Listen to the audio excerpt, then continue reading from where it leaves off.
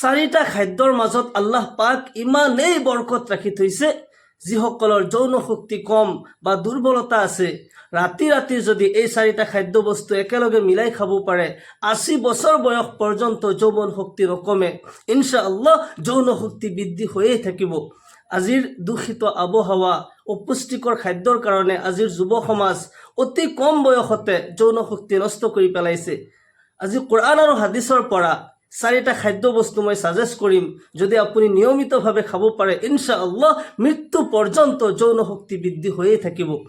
১ number খাদ্য বস্তু হৈছে কলা জিৰা, যিটো কাল জিৰা বুলিও কোৱা হয়। হাদিছ শৰীফত আহিছে, আল্লাহৰ নবী জনাবি মুহাম্মদুৰ ৰাছুলুল্লাহ সাল্লাল্লাহু আলাইহি ওয়াসাল্লাম ইৰশাদ কৰে, ইন্না হাব্বাতাস সাউদা শিফাউম মিন কুল্লি দাইন ইল্লা সাম। নিশ্চয় কলা জিৰা সকলো বেমাৰৰ ঔষধ হয়, ইল্লা সাম, মৃত্যু ব্যতীত সকলো বেমাৰৰ কাৰণে মহৌষধ হয়, এয়া শিফা হয়। আল্লাহৰ ৰসুল জনাবি মুহাম্মদুৰ ৰাছুলুল্লাহ সাল্লাল্লাহু আলাইহি ওয়াসাল্লামৰ এজন সাহাবা যুদ্ধৰ ময়দানৰ পৰা যেতিয়া উভতি আহে, ৰাস্তাত অসুস্থ হৈ গ'ল। এনেকুৱা বেমাৰ হৈছে যে বহুত চিকিৎসা কৰিও ভাল নহ'ল। ঘৰত যেতিয়া লৈ অহা হ'ল, বহুত হাকিমক মাতিলে, বহুত ডক্তৰক মাতিলে, ভাল নাপালে। এজন হাকিম আছিল আল্লাহৰ নবী সাল্লাল্লাহু আলাইহি ওয়াসাল্লামৰ সাহাবা, তেওঁৰ নাম ইবনে আতিক হয়। তেওঁ অৱস্থা দেখা পায় যে বহুত ডেঞ্জাৰ বেমাৰ হয়। তেওঁ কি কৰিলে, কলা জিৰাৰ ৫টা কিংবা ৭টা দানা আনি খুৱাই দিলে আৰু অলপমান পানী খুৱাই দিলে। অলপ সময়ৰ ভিতৰতে আল্লাহ তালাৰ কি কুদৰত হয়, আল্লাহ তালাই ক'ত শিফা ৰাখি থৈছে চিন্তা কৰিব। এই কলা জিৰাৰ দানা খোৱাৰ পিছতেই অলপ সময়ৰ ভিতৰতেই সুস্থ হৈ গ'ল। সুবহানাল্লাহি বিহামদিহি। কলা জিৰাৰ মাজত আল্লাহ ৰাব্বুল আলামিন ইমানেই শিফা দান কৰিছে। ১ নম্বৰ খাদ্য বস্তুটো হৈছে, মনত ৰাখিব, পিছত কেনেকৈ খাব লাগে মই ধুনীয়াকৈ কৈ দিম। ১ নম্বৰ খাদ্য বস্তুটো হৈছে কলা জিৰা, কাল জিৰা অথবা কলা জিৰা। ২য় নম্বৰ খাদ্য বস্তুটো হৈছে মৌ। মৌ ইমানেই বৰকতপূৰ্ণ, ইমানেই ফজিলতপূৰ্ণ এটি খাদ্য হয়, যি খাদ্যৰ বিষয়ে আল্লাহ ৰাব্বুল আলামিন কোৰআনে কাৰিমত শিফা বুলি কৈছে, তাতে মানুহৰ কাৰণে শিফা আছে। আল্লাহ তাআলাই কোৰআনে কাৰিমত এনেদৰে ইৰশাদ কৰে, ফাআউহা রাব্বুকা ইলান নাহলি আন ইত্তাখিযি মিনাল জিবালি বুয়ুতাও ওয়া মিনাশ শাজারি ওয়া মিম্মা ইয়ারিশুন সুম্মা কুলি মিন কুল্লি সামারাতি ফাসলুকি সুবুলা রাব্বিকি যুলুলা ইখরুজু মিন বুতুনিহা শারাবুম মুখতালিফুন আলওয়ানুহু ফিহি শিফাউল লিন্নাস। আল্লাহু আকবার। আল্লাহ তাআলাই মৌমাখিৰ অন্তৰত এই কথা ওয়াহি কৰি দিলে, জনাই দিলে যে তুমি ৩ ঠাইত বাহা বনোৱা। এটা হৈছে পাহাৰীয়া অঞ্চলত, আৰু এটা হৈছে যে মানুহৰ ঘৰৰ চুকে কোণে, আৰু এটা হৈছে গ্ৰামাঞ্চলৰ বৃক্ষবোৰত তোমালোকে বাহা বনোৱা, যাতে সকলো ধৰণৰ মানুহে ইয়াৰ পৰা ফায়দা হাসিল কৰিব পাৰে। কিয়নো মানুহ সাধাৰণতে এই ৩টা ঠাইত বসবাস কৰে। কিছু সংখ্যক মানুহ পাহাৰীয়া অঞ্চলত থাকে, কিছু সংখ্যক মানুহ গ্ৰামাঞ্চলত থাকে, কিছু সংখ্যক মানুহ চহৰত থাকে। সেইকাৰণে আল্লাহ তাআলাই মৌমাখিক এই ৩ ঠাইত বাহা বনাবলৈ ক'লে, যাতে সকলোৱে ইয়াৰ পৰা ফায়দা হাসিল কৰিব পাৰে। আল্লাহ তাআলাই মৌমাখিক হুকুম কৰিছে, তুমি প্ৰত্যেক ফুলৰ পৰা তুমি পান কৰা, আৰু তোমাৰ পেটৰ পৰা যি ৰস নিগৰি পৰিব, ৰং বিৰঙৰ ফুলৰ যি ৰস নিগৰি পৰিব, এয়া সকলো মানুহৰ কাৰণে উপকাৰী হয়, মানুহৰ কাৰণে শিফা হয়।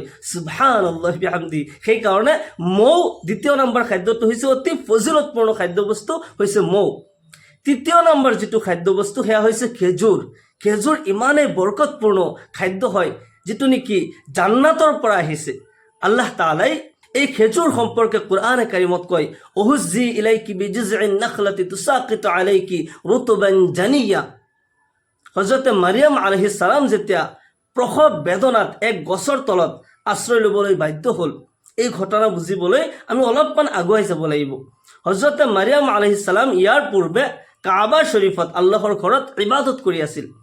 তেওঁ এগৰাকী মহিলা হ'লেও আল্লাহৰ ঘৰত ইতিকাফ কৰি আছিল, ইবাদত কৰি আছিল। কাৰণটো কি? কাৰণটো হৈছে যে মাৰিয়াম আলাইহিস সালাম, হযৰত ঈসা আলাইহিস সালামৰ মাক মাৰিয়াম আলাইহিস সালাম যেতিয়া তেখেতৰ মাকৰ পেটত আছিল, আল্লাহ তাআলাই কোৰআনে কাৰিমত কয়, ইজ ক্বালাত ইমৰাতু ইমৰান ৰব্বি ইন্নী নাযাৰতু লাকা মা ফি বাতনি মুহাৰৰান ফাতাকাব্বাল মিন্নী ইন্নাকা আনতাস সামিউল আলিম।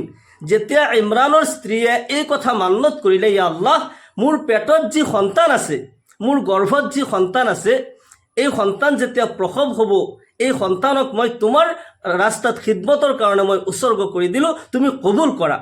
তেওঁ জানা নাছিল যে এই সন্তান ছোৱালী হ'ব নে ল'ৰা হ'ব। তেওঁ মনে মনে ভাবিছিল ল'ৰা হ'ব, কিন্তু ল'ৰা দিয়া কিংবা তো ছোৱালী দিয়া মালিক হৈছে আল্লাহ। কোনেও নিজৰ ইচ্ছামতে ল'ৰা সন্তান অথবা ছোৱালী সন্তান নিজৰ ইচ্ছামতে জন্ম দিব নোৱাৰে। এয়া আল্লাহ তালাৰ কুদৰত হয়। যিহেতুকে মান্নত কৰিছে, পিছত সন্তান জন্ম হৈছে ছোৱালী, হজৰতে মাৰিয়াম আলাইহিস সালাম জন্ম পালে। যিমান যি হ'লেও মান্নত কিন্তু কৰিছে। মনত ৰাখিব, আমি যিবোৰ মান্নত কৰোঁ, মান্নত আমি সহজতে কৰোঁ যে কাৰোবাৰ কিবা প্ৰব্লেম হৈছে, কিবা বিপদ হৈছে, কিবা বেমাৰ আজাৰ হৈছে, আমি মান্নত কৰোঁ, সহজতে মান্নত কৰোঁ। কিন্তু মনত ৰাখিব, মান্নত কৰাটো সহজ হয়, কিন্তু মান্নত এবাৰ কৰি লোৱাৰ লগে লগে এয়া ৱাজিব হৈ যায়, আদায় কৰিবই লাগিব। সেইকাৰণে আমি সহজতেই মান্নত যেতিয়া কৰোঁ চিন্তা কৰিব লাগিব যে সেয়া মই আদায় কৰিব পাৰিম নে নাই। যি কি নহওক, হজৰতে মাৰিয়াম আলাইহিস সালামৰ মাকে যিহেতুকে মান্নত কৰিছে আৰু সন্তান জন্ম হৈছে ছোৱালী হ'লেও এতিয়া আল্লাহৰ ঘৰত খিদমতৰ কাৰণে দিব লাগিব। আৰু মাৰিয়াম আলাইহিস সালাম যেতিয়া দৌৰি ফুৰিব পৰা হ'ল, তেতিয়াৰ পৰাই আল্লাহৰ ঘৰৰ খিদমতৰ কাৰণে দি দিলে। আৰু এই সৰু ছোৱালীজনীক দায়িত্ব ল'লে, দেখভাল কৰাৰ দায়িত্ব ল'লে হজৰতে জাকাৰিয়া আলাইহিস সালাম, আল্লাহৰ পয়গম্বৰ। তেওঁ ৰক্ষণাবেক্ষণ কৰি আছিল, কিবা বস্তুৰ প্ৰয়োজন হয় তেওঁ আনি দিয়ে, সহায় কৰি থাকে। মাৰিয়াম আলাইহিস সালাম এনেকৈ আল্লাহ তালাৰ ঘৰত খিদমত কৰি থাকে। এদিনাখন এটা সৰু ঘটনা হৈছে। হজৰতে জাকাৰিয়া আলাইহিস সালাম যেতিয়া হজৰতে মাৰিয়াম আলাইহিস সালামৰ কামৰাত সোমালে আৰু বেমৌচমৰ কিছুমান ফল দেখা পালে, আল্লাহ তালাই এয়াও কুৰআনে কাৰিমত কৈ দিছে, কুল্লামা দাখালা আলাইহা জাকাৰিয়াল মিহৰাব ওয়াজাদা ইনদাহা রিজকা ক্বালা ইয়া মারইয়াম আন্না লাকি হাযা ক্বালাত হুয়া মিন ইনদিল্লাহ ইন্নাল্লাহা ইয়ারযুকু মান ইয়াশাউ বিগাইরি হিসাব। জাকাৰিয়া আলাইহিস সালামে বেমৌচমৰ ফল দেখা পাই প্ৰশ্ন কৰিলে, হে মাৰিয়াম, এইবোৰ ক'ৰ পৰা আহিল? মইতো আনি দিয়া নাই, আৰু এই বতৰত এইবোৰ ফল নহয়, তুমি ক'ত পাইছা, ক'ৰ পৰা আহিছে? মাৰিয়াম আলাইহিস সালামে কয়, সেয়া আল্লাহ ৰব্বুল আলামিনৰ পক্ষৰ পৰা হয়। ইন্নাল্লাহা ইয়াৰযুকু মান ইয়াশাউ বিগাইৰি হিসাব। আৰু আল্লাহ তাআলাই যাকে বিচাৰে বেহিসাব ৰিজিক দান কৰে।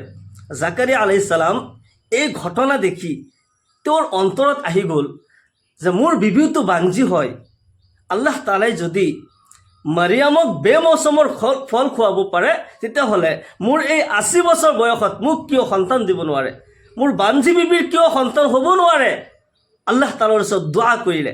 হুনালিকা দাআ জাকাৰিয়া ৰাব্বাহ ক্বালা ৰব্বি হাবলি মিন লাদুনকা যুৰৰিয়াতান তাইয়্যিবা ইন্নাকা সামিউদ দুআ। জাকাৰিয়া আলাইহিস সালাম আল্লাহ তাআলাক মাতিলে, আল্লাহ তাআলাৰ ওচৰত দোৱা কৰিলে, ৰব্বি হাবলি মিন লাদুনকা যুৰৰিয়াতান তাইয়্যিবা, ইয়া আল্লাহ, তুমি তোমাৰ পক্ষৰ পৰা মোক উত্তম সন্তান প্ৰদান কৰা, নিশ্চয় তুমি প্ৰাৰ্থনা শ্ৰাৱণকাৰী। জাকাৰিয়া আলাইহিস সালামে সেই মাৰিয়াম আলাইহিস সালামৰ উচিল্লা লৈ আল্লাহ তাআলাৰ ওচৰত দোৱা কৰিলে, আৰু আল্লাহ তাআলাই তেখেতৰ এই দোৱাও কবুল কৰিলে।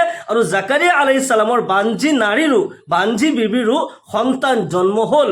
হজৰতে জাকাৰিয়া আলাইহিস সালাম যেতিয়া তেখেতৰ মিহৰাবত নামাজ পঢ়ি আছিল, এই অৱস্থাত আল্লাহৰ পক্ষৰ পৰা ফিৰিষ্টা হাজিৰ হৈ গ'ল আৰু পুত্ৰ সন্তানৰ সুসংবাদ দিলে। আৰু আল্লাহ তাআলাই জাকাৰিয়া আলাইহিস সালামৰ ঝুলিত হজৰতে ইয়াহয়া আলাইহিস সালামক দান কৰিলে। সুবহানাল্লাহি বিহামদিহি।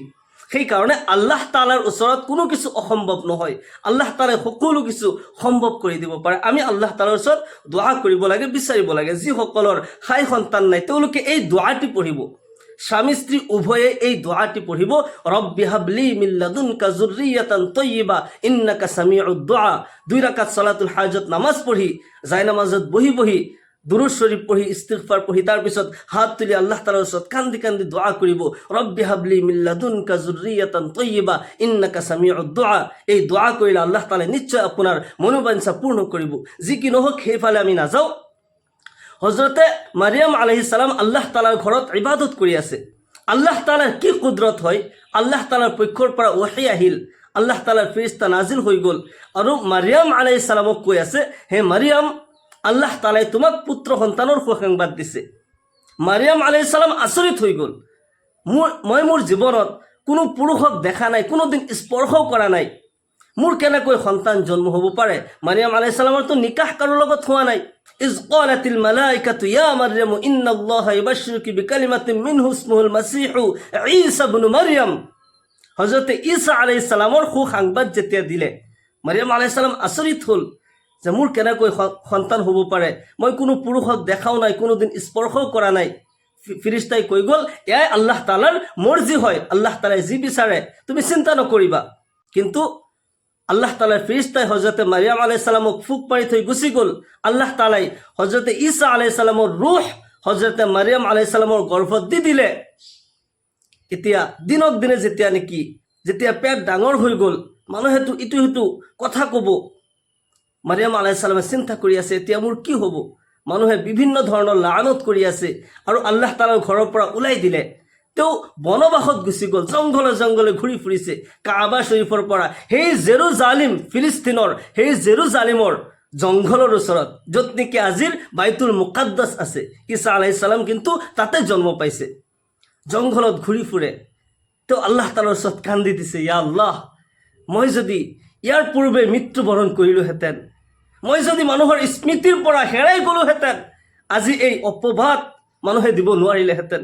তেওঁ কান্দি আছে। আল্লাহ তালাৰ পক্ষৰ পৰা আৱাজ আহিলে। তেওঁ য'ত বহি আছিল, তলৰ পৰা এক আৱাজ আহিল, হে মাৰিয়াম, তুমি চিন্তা নকৰিবা, তোমাৰ পদদেশত আল্লাহ তালাই এক নিজৰাৰ সৃষ্টি কৰি দিছে, তাৰ পৰা তুমি পানী পান কৰা। প্ৰসৱ বেদনা উঠিছে। তেওঁ এক খেজুৰ গছৰ তলত আশ্ৰয় ল'বলৈ বাধ্য হ'ল। আল্লাহ তাআলা কুরআনে কারিমত কৈ দিছে, ওহুজি ইলাইকি বিজিজইন নাখলাতি তুসাকিতু আলাইকি রুতবান জানিয়া। হে মাৰিয়াম, তুমি এই খেজুৰ গছৰ কাণ্ডত ধৰি তুমি লৰাই দিয়া, ই তোমাৰ ওচৰত পকা তাজা খেজুৰ পেলাব। তুমি সেয়া খোৱা, তোমাৰ কাৰণে পুষ্টিকৰ হয়, তোমাৰ সন্তানৰ কাৰণে পুষ্টিকৰ হয়। আল্লাহ তাআলাই এই সময়ত মাৰিয়াম আলাইহিস সালামক খেজুৰৰ বাহিৰে অন্য খাদ্যবস্তুও দিব পাৰিলেহেঁতেন, কিন্তু আল্লাহ তাআলাই জানে এই সময়ত কোন বস্তুটো বেছি জৰুৰী হয়, কোনটো পুষ্টিকৰ হয়। আল্লাহ তাআলাই জানে। আল্লাহ তাআলাই মাৰিয়াম আলাইহিস সালামৰ সৃষ্টিকৰ্তা হয়, খেজুৰৰো সৃষ্টিকৰ্তা আল্লাহ হয়। খেজুৰ এটি জান্নাতি খাদ্য হয়। সেইকাৰণে যিসকল মহিলা গৰ্ভৱতী হয়, তেওঁলোকে গৰ্ভ অৱস্থাত খেজুৰ খাব লাগে। ইয়াৰ সন্তানৰ কাৰণেও পুষ্টিকৰ হয়, মাকৰ কাৰণেও পুষ্টিকৰ হয়।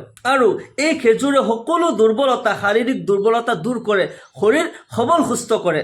তৃতীয় নম্বৰ খাদ্যটো হৈছে খেজুৰ। 4 নম্বৰত যিটো খাদ্যবস্তু আপুনি খাব লাগিব সেয়া হৈছে গাখীৰ। আল্লাহৰ ৰসুল জনাবে মুহাম্মদুৰ ৰাসূলুল্লাহ সাল্লাল্লাহু আলাইহি ওয়াসাল্লাম মেৰাজৰ ৰাতি যেতিয়া বাইতুল মুকাদ্দাছত সকলো আম্বিয়াসকলৰ ইমামতি কৰিলে, 2 ৰাকাত নামাজ যেতিয়া পঢ়ালে, নামাজৰ পিছত আল্লাহৰ ফিৰিস্তা হজৰতে জিব্ৰাইল আলাইহিস সালামে 2টা পিয়ালা পেশ কৰিছিল। ইয়া ৰাসূলুল্লাহ, আপুনি 2টা পিয়ালাৰ পৰা যিকোনো এটা আপুনি ইখতিয়াৰ কৰিব পাৰে। আপুনি হয়তো গাখীৰো খাব পাৰে। এটাত আছিল গাখীৰ, এটাত আছিল শৰাব।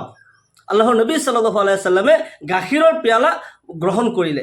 হযৰতে জিব্ৰাইল আলাইহিস সালামে কয়, ইয়া ৰাসূলুল্লাহ, ইয়া হাবিবাল্লাহ, আপুনি ফিতৰাতে সালিম ইখতিয়াৰ কৰিলে। সুবহানাল্লাহি বিহামদিহি।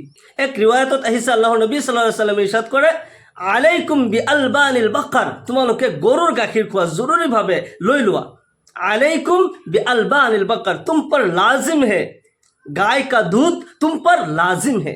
লাজিমীভাৱে, জৰুৰীভাৱে আমি গৰুৰ গাখীৰ খাব লাগে। ইয়াৰ বাহিৰে ম'হৰ গাখীৰো আপুনি খাইছে, সেইটো বেলেগ কথা, কিন্তু আল্লাহৰ নবী সাল্লাল্লাহু আলাইহি ওয়াসাল্লামে গৰুৰ গাখীৰ খাবলৈ হুকুম কৰিছে। তোমালোকে গৰুৰ গাখীৰ খাবা, তাতে আল্লাহ তাআলাই শিফা ৰাখি থৈছে। এই 4টা খাদ্যবস্তু আপুনি ৰাতি ৰাতি যদি খাব পাৰে, যৌন সকলো দুৰ্বলতা দূৰ হৈ যাব, শৰীৰ সবল সুস্থ হ'ব, আল্লাহ তাআলাই আপোনাৰ জীৱনত শান্তি দান কৰিব। কিন্তু এই খাদ্যবস্তুবোৰ আপুনি কেনেকৈ খাব? মই এটা সহজভাৱে এটা ফৰ্মুলা কৈ দিওঁ। ৰাতি টোপনি যোৱাৰ পূৰ্বে 1 চামুচ কলা জিৰা আৰু 1 চামুচ মৌ 1 গ্লাছ গাখীৰত আপুনি তিতাই দিব আৰু মিশ্ৰণ কৰি আপুনি ৰাতি টোপনিৰ পূৰ্বে খাই দিব। আৰু এটা পদ্ধতি হৈছে যে যি গিলাচ গাখীৰ আপুনি খাব, এই গাখীৰত আপুনি 3-4টা খেজুৰ ফালি লৈ গুটি পেলাই দি আপুনি গাখীৰত তিতাই থৈ দিব। 1-2 ঘণ্টা আগতে আপুনি তিতাই থৈ দিব আৰু টোপনিৰ পূৰ্বে কলা জিৰা আৰু মৌ একেলগে দি এই গাখীৰ গ্লাছ আপুনি খাই দিব। যদি এনেকুৱাকৈ প্ৰতিদিন আপুনি খাব পাৰে, আল্লাহ ৰাব্বুল আলামিন আপোনাৰ শৰীৰৰ সকলো দুৰ্বলতা আল্লাহ তাআলাই দূৰ কৰি দিব। এয়া শিফা হয়। আল্লাহ তাআলাই নিজে কুৰআনে কাৰিমত কৈছে, এয়া মানুহৰ কাৰণে শিফা হয়। জীৱনৰ সকলো সমস্যাবোৰ দূৰ হৈ যাব। আল্লাহ তাআলাই ঘৰ সংসাৰত শান্তি দান কৰিব। মহান আল্লাহ তাআলাই আমাক সকলোকে আল্লাহ তাআলাৰ সকলো নিয়ামতেৰে আমাক মালামাল কৰক, ইহকাল পৰকালত শান্তি দান কৰক। সকলোকে আল্লাহুম্মা আমিন। ওয়া আখিৰু দাওয়ানা আলহামদুলিল্লাহি ৰাব্বিল আলামিন। আসসালামু আলাইকুম ওয়া ৰাহমাতুল্লাহি ওয়া বাৰাকাতুহু।